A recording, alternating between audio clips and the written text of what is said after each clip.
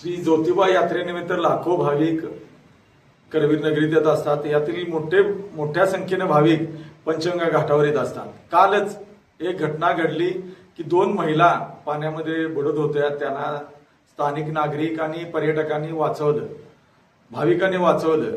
तर माझी महापालिका प्रशासनाला विनंती आहे, कोणत्याही परिस्थितीत हलगर्जीपणा न करता अग्निशामक दलाची एक टीम पंचगंगा घाटावर त्वरित त्यांनी पाठवली पाहिजे। त्याचबरोबरीनं सतत अनाउन्सिंग केलं पाहिजे, कारण या ठिकाणी पंचगंगा नदीच्या पाण्याचा अंदाज परगावच्या भाविकांना येत नाहीत।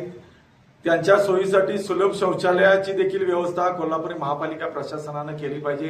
त्याचबरोबरीनं पोलीस प्रशासनाला देखील आव्हान आहे की या ठिकाणी किरकोळ चोऱ्या, कपडे चोरी होत्या, पाकिटमार होत्या, मोबाईल चोरी होत्या, त्यामुळं किरकोळ चोरीचे प्रकार होऊ नयेत। त्याचबरोबर चोरून महिलांचं मोबाईल शूटिंग होण्याचा या ठिकाणी धोका आहे। त्यामुळं याला प्रतिबंध घालण्यासाठी पोलीस प्रशासनाने देखील गस्त ठेवावी आणि या ठिकाणी महापालिका प्रशासनानं स्वच्छता आणि यात्रेच्या दृष्टीनं ज्या इतर देखील सोयीसुविधा आहेत त्या देखील त्वरित कराव्या, असं मी या ठिकाणी आवाहन करत आहे।